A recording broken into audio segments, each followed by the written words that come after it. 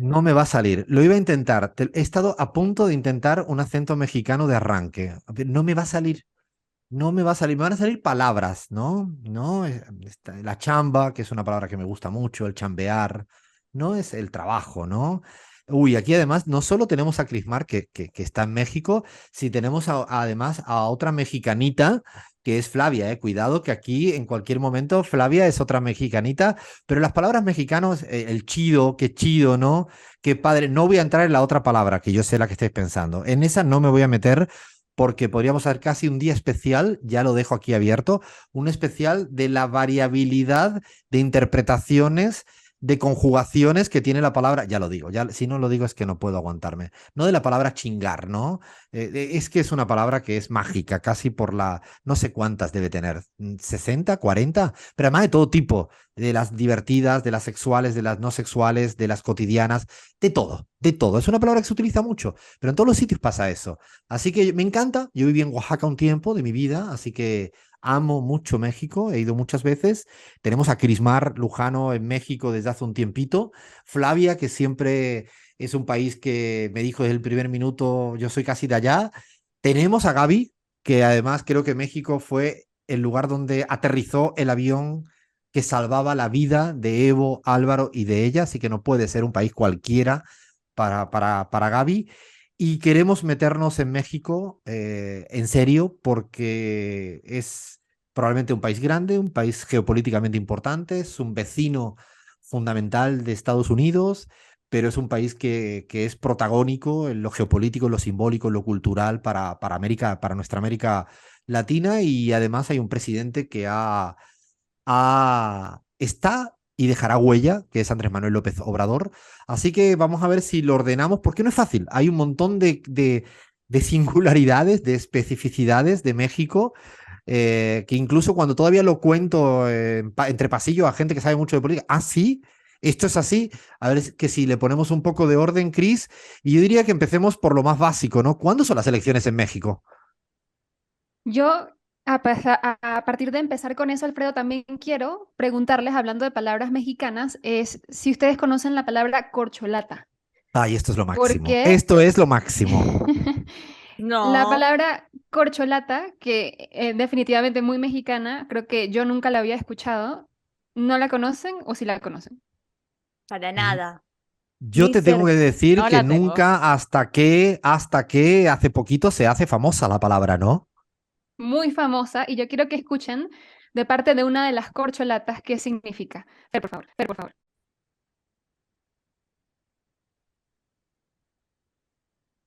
Una manera de, en vez de hablar de destape, pues se habla de corcholatas, ¿no? Entonces no lo veo mal, es algo que lo utilizó el presidente de la República y pues es una manera de mencionar que se acabó el estilo del tapado que existía durante mucho tiempo. Pues claro que estamos preparados, pero ya habrá su tiempo para todo. Claro que estamos preparados, es lo que ha dicho, bueno, la jefa del gobierno de la Ciudad de México. ¿Y a qué se refiere? Se refiere justamente a las elecciones que van a pasar muy, muy pronto.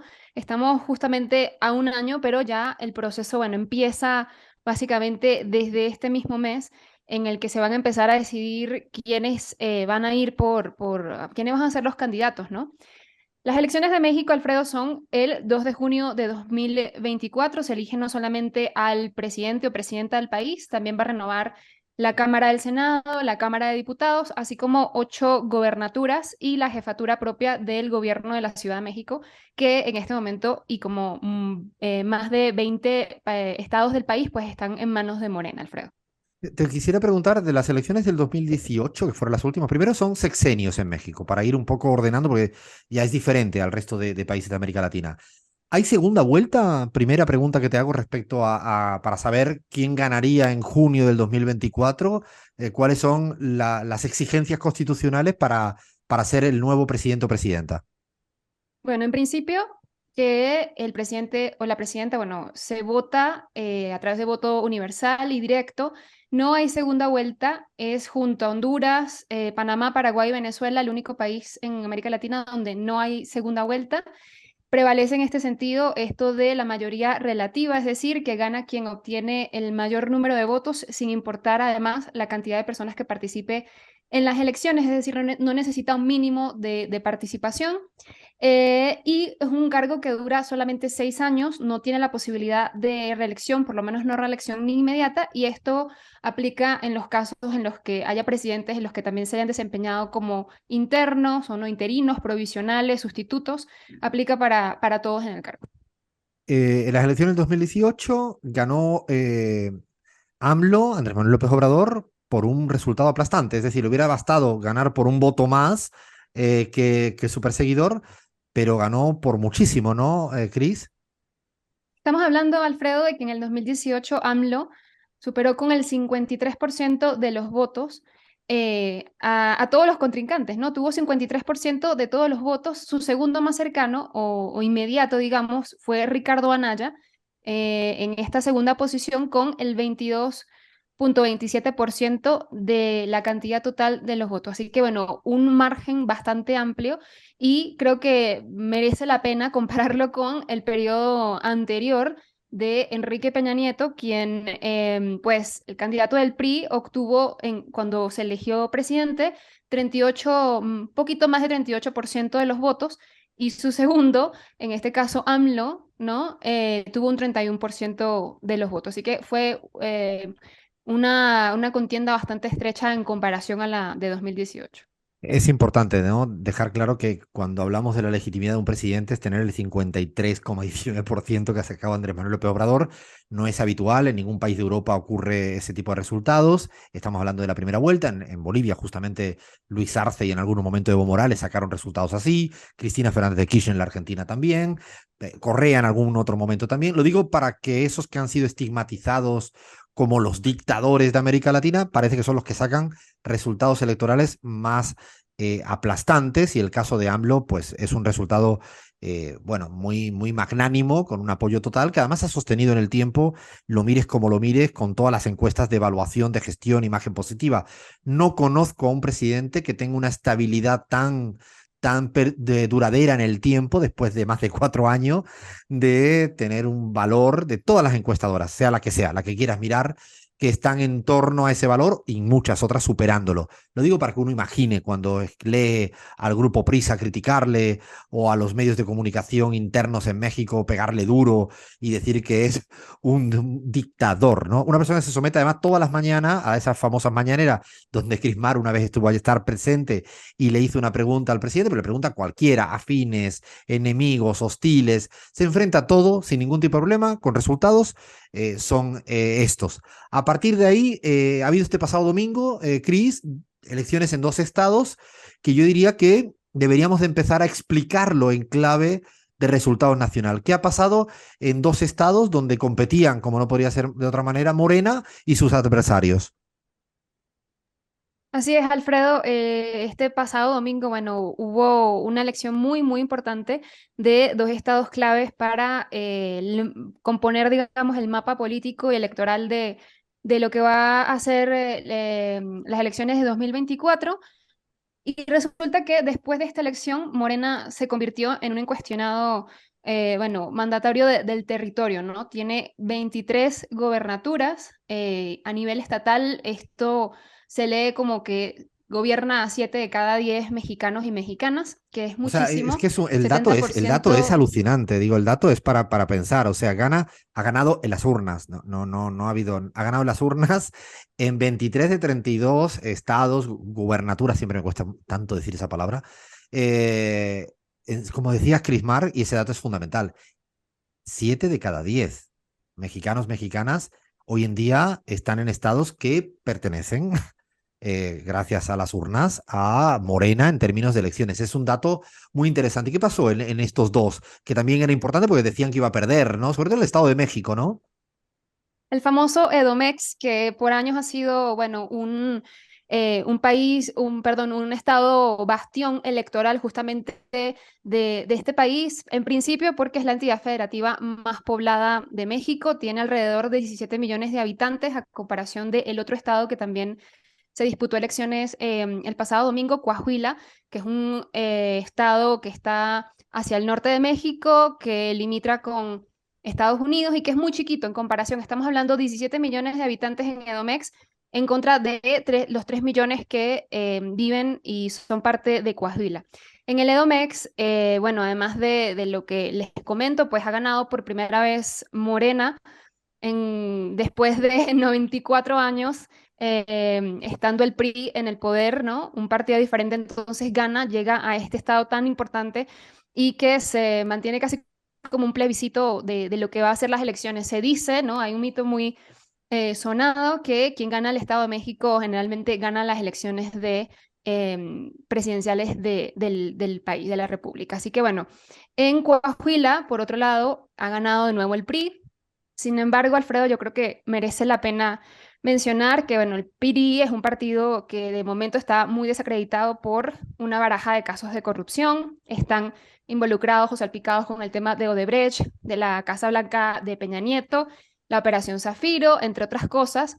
Y este debilitamiento se nota especialmente en el desfondamiento de sus filas de, bueno, militantes. Hace 6 años, por poner una comparación, el tricolor, como le dicen a este partido, pues reportaba en el INE tener una base de 8 millones de afiliados y hoy, a la fecha actual, le quedan un poco más de 2 millones. Así que, bueno, elecciones importantes de estas elecciones en Edomex Coahuila, Esto, perdona, con la Cris, me maestra hace Delfina, ¿no? sí, pero me hace pensar cuando decías cómo el PRI se ha ido de alguna manera desmoronando así poco a poco, a veces porque uno piensa que estos partidos son para siempre.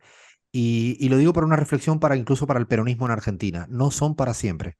Depende de lo que vayas haciendo en este mientras tanto permanente. Lo digo porque a veces uno en perspectiva, no, ¿cómo va? No, el PRI, ¿quién te iba a decir hace 20 o 30 años que podría llegar a este nivel, ¿no? De desagregación, de marginalidad en términos de la política mexicana, con dificultades para encontrar liderazgos, para tener estados.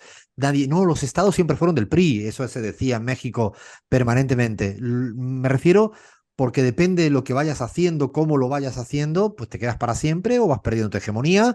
Y a lo largo de la historia había hegemonías de la colonia española, hubo hegemonías de los ingleses, hubo hegemonías y hegemonías que se fueron desapareciendo lentamente. Y lo pienso en voz alta a veces para Argentina, para los liberales en Colombia.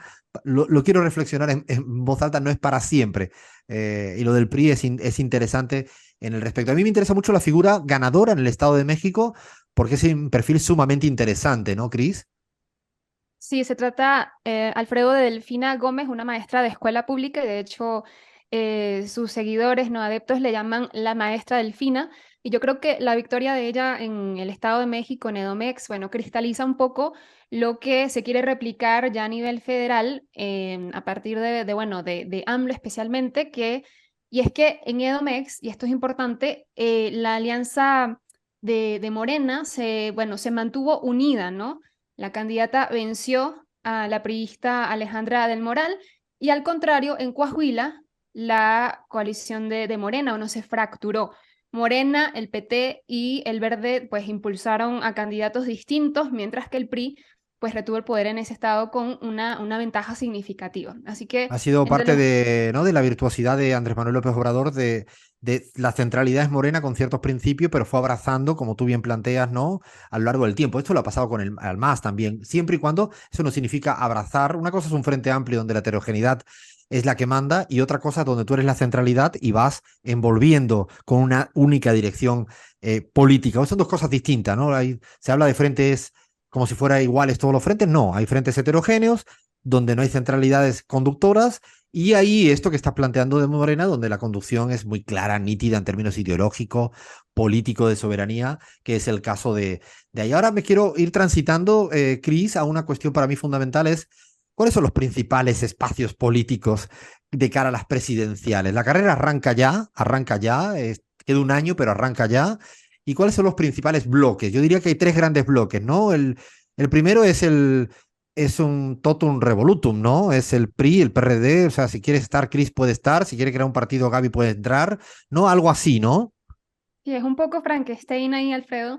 Se trata de la Alianza Va por México, que está formada por el PAN, el PRI y el PRD, ya a inicios de año, bueno, ellos han colindado en elecciones juntos desde en algunos otros comicios, pero ya a partir de inicios de este año anunciaron que van a ir juntos a a las elecciones en principio y que va a ser el conservador Acción Nacional, el PAN, quien decidirá finalmente la candidatura presidencial para la elección de 2024. Esto realmente fue un poco un festín de posiciones, ¿no? Porque el dirigente del PAN, ¿no? Marco Cortés, dijo que su partido además también le va a corresponder nombrar al candidato de la jefatura de gobierno de la Ciudad de México, que como habíamos comentado, pues se va a renovar también en las elecciones de 2024. Al PRI que le tocó, pues designar a los candidatos de las gobernaturas que acaban de ser electas, el Estado de México y Coahuila. Y por su parte, el PRD, pues,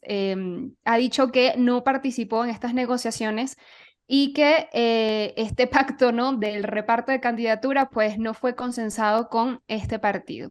Él es el De mejor modo que, bueno, ejemplo, es el mejor ejemplo de que explica que juntar más siglas no siempre construye un frente. Se pueden meter todas las siglas, no todas, la A, P, Che, P, R, I, P, PAN, PUM, PRIN, PRAS, y todo lo que le pongas a veces no significa, como bien decías, un Frankenstein que no siempre da lugar a un espacio político nítido, ¿no? Me paso al otro bloque, Cris. Este sería el Va por México, veremos si va o no va, y después me paso al otro bloque. Ahora, antes de entrar en Morena, hay un espacio nuevo que a mí me gustaría señalarlo, deslizarlo, que se llama Movimiento Ciudadano. Es una iniciativa que pretende pues aparecer frente a la crisis de la partidocracia clásica, de la que estaba hablando Chris Mark con el PRI como centralidad, pero también el PRD y el PAN. Ellos han apostado fuertemente a las grandes urbes, fundamentalmente Monterrey y Guadalajara, ¿no? Tienen dos gubernaturas, dos estados, pero yo creo que están apuntando al 30. Es decir, en el 24 creo que saben que van a perder frente a Morena y están construyendo un movimiento ciudadano, se llaman así, con personalidades del mundo de la intelectualidad, cualquiera sabe, que al final se esconden en decir que no son políticos, que sí lo son, y procuran construir esto, que es algo que se ha dado en muchos lugares, ¿no? Incluso el término, por ejemplo, en España es igual, ciudadanos. No pareciera que tuvieran demasiada creatividad.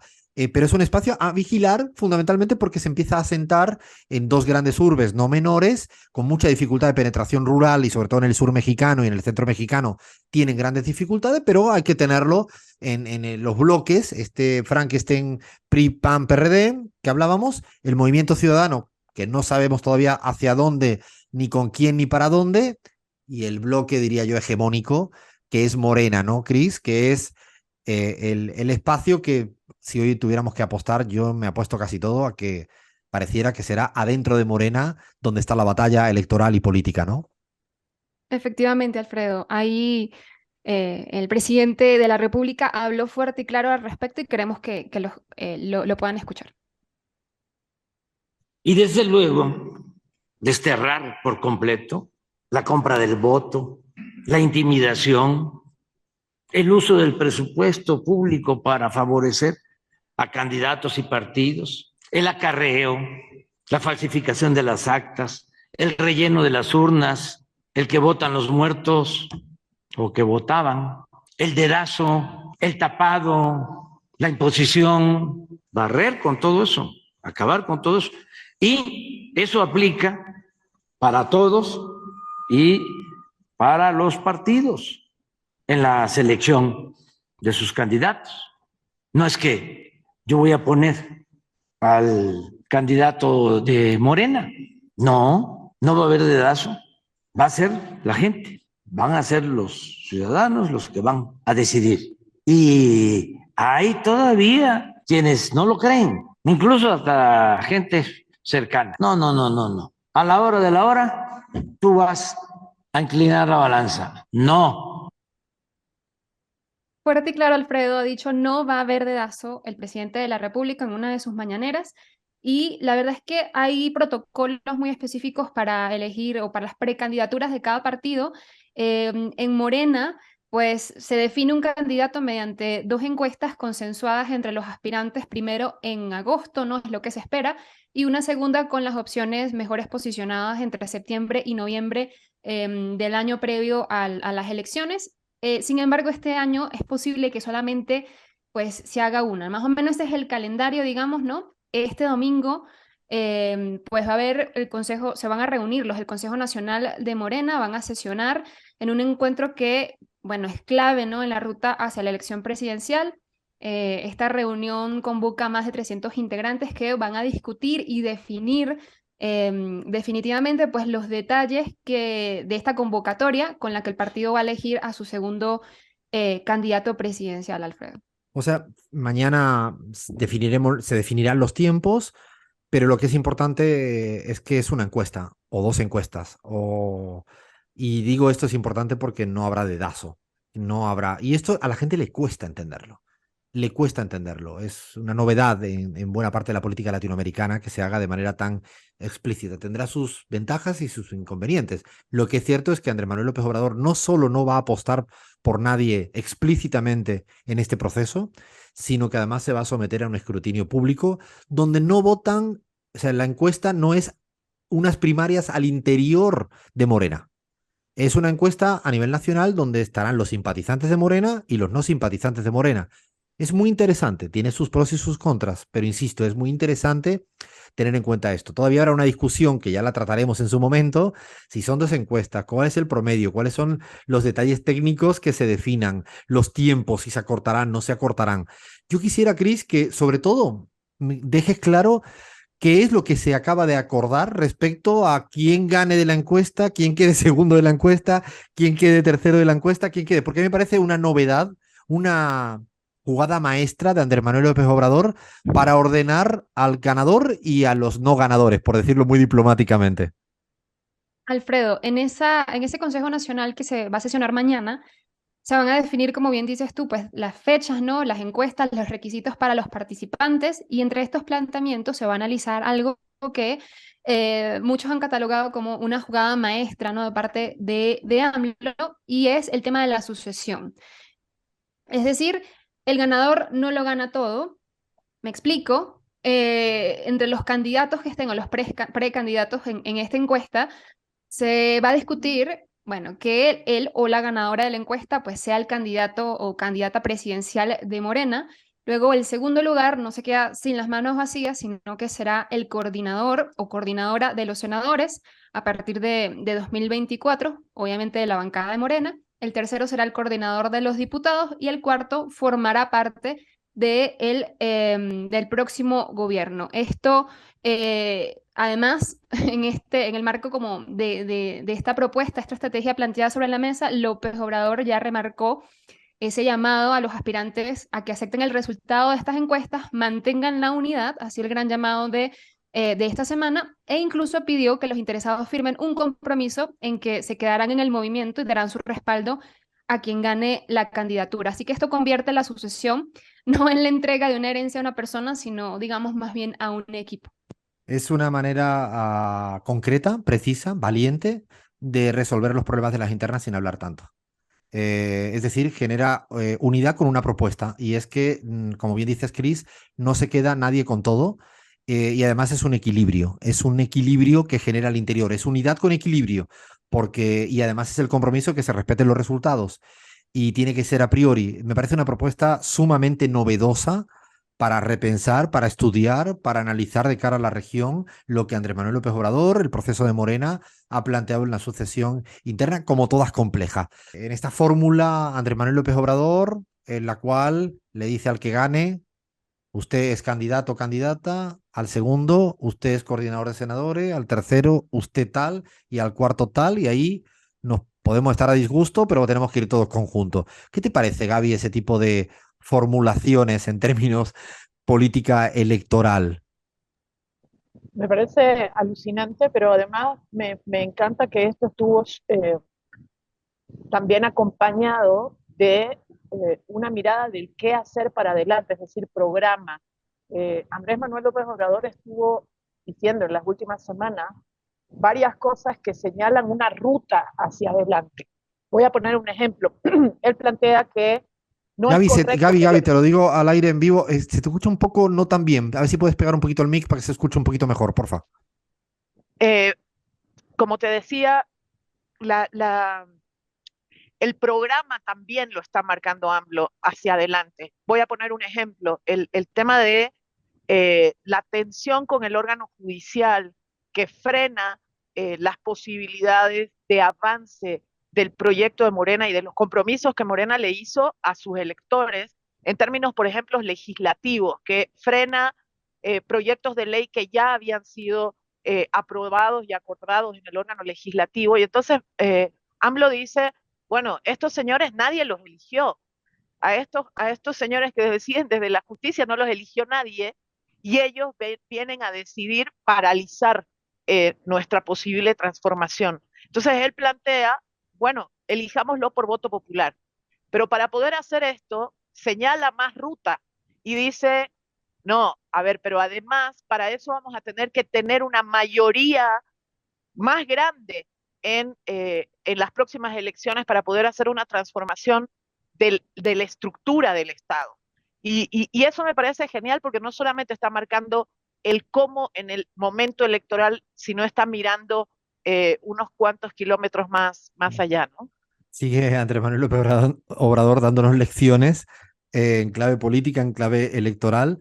Y bueno, esto por eso es tan importante México ahora y por eso queremos tratarlo, porque ya está a la vuelta de la esquina este proceso de por dónde van a ir, con qué nombres van a ir. Y ahí, Cris, a ver si es posible, por lo menos los 4 principales nombres, aunque habrá más quizás. Después habrán pruebas, test de conocimiento, pasarán a una segunda fase de quién serán los que se medirán en las encuestas, pero todo el mundo habla de nombres y además hemos tenido la suerte de a 2 de ellos tenerlos acá en la pizarra, ¿no?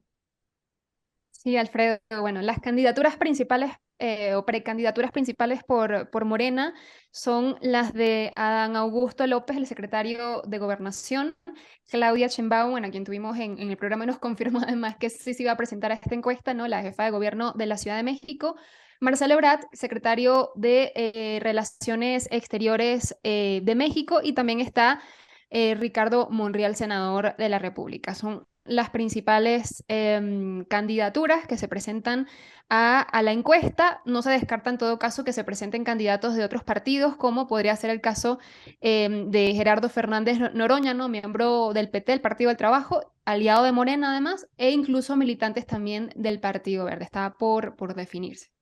Son ahora nombres y apellidos, cada quien tiene una trayectoria muy marcada.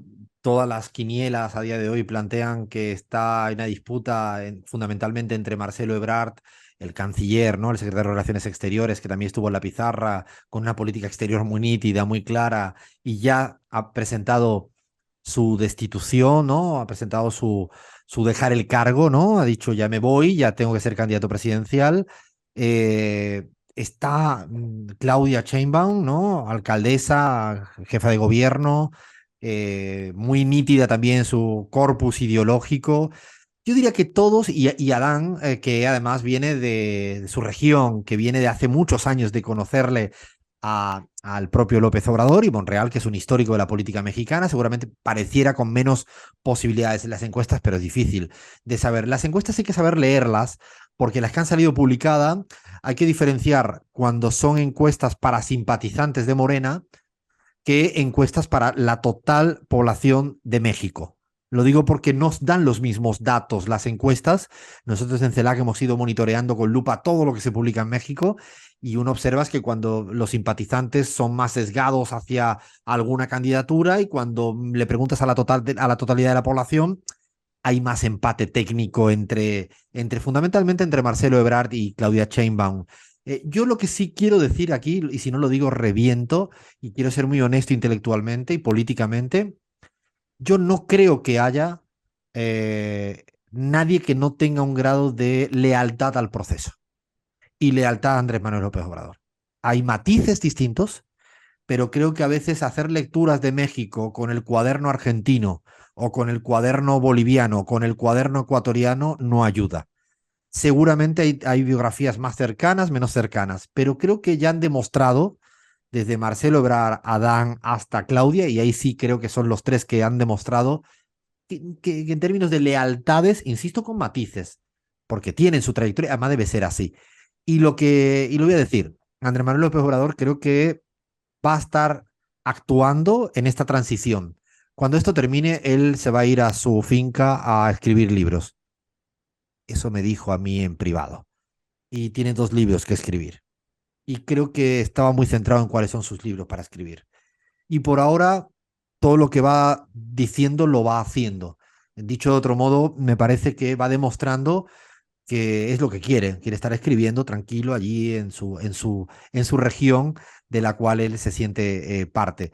No sé, Gaby, en esta competencia a 3 bandas, no sé si coincides en que está garantizada de alguna manera la lealtad. Luego habrá dimes, diretes, idas y vueltas y subir al Everest y bajar, ¿no? Pero bueno, es la política, ¿no?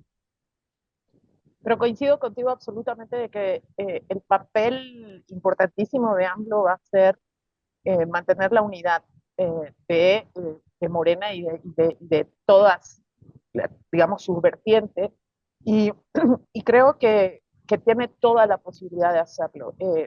Va a ser un presidente que se va a ir probablemente con más del 70% del respaldo popular en su gestión, lo cual es espectacular. O sea, casi nadie tiene ese capital político después de años de gobierno. Y entonces mi certeza está ahí. Yo conozco personalmente a los 3 y considero que desde los lugares que ellos les ha tocado desarrollar la política en este último tiempo, no tengo duda de que tienen compromiso, además personal con AMLO, tienen compromiso con el proyecto político hacia adelante. Yo creo que en eso me parece que está garantizado el proceso. Y además es interesante cuando el proceso logra construir hegemonías y las discusiones son al interior de Morena. Es preferible discutir sobre los matices al interior de Morena que tener que discutir sobre los matices frente al neoliberalismo. Yo creo que eso hay que entenderlo como tal y no hay que... Es saludable para los procesos, insisto, con sus más y sus menos y sus preferencias que seguramente las tenemos todas. Cris, hay un par de datos que quieres para ir cerrando este especial Elecciones México, yo diría 23-24. Sí, así es, Alfredo. Y es que, bueno, hay 2 datitos muy importantes y es que según la encuesta más reciente de Encol del 15 de mayo, Morena contaría con un más del 50% de intención de voto, ¿no? ¿Cuánto? Más ¿50%? de, al menos un 50% en la intención de voto. Y para quienes piensan que la estrategia de los otros, de los que no son simpatizantes de Morena o de López, entre los votantes que no se identifican con ningún partido, el 56% aprueba a López Obrador, su gobierno, y realmente es un dato muy cercano al 61% nacional, entre otras encuestas en el país. Yo me quedo con una frase que le escuché al presidente decir una de estas mañaneras: ya no hay tapados, yo soy el destapador y mi corcholata favorita va a ser la del pueblo. Esa es la regla. Grande el presidente Andrés Manuel López Obrador. Y además creo que lo va a cumplir. Así que quien espera que Andrés Manuel López Obrador le haga un guiño a alguien y un desguiño a otra persona, creo que no lo va a lograr. Y esto me recuerda un poco a la gente que sobreinterpreta a una tal Cristina Fernández de Kirchner. A veces yo sugiero dejen en paz a los líderes y lideresas que también saben cuando tienen que no decir nada. A veces no decir nada es decir muchas cosas y el caso mexicano me parece un fantástico ejemplo. Vamos a seguir México porque, insisto, será 23-24 y se lo vamos a contar aquí en la pizarra. Seguimos.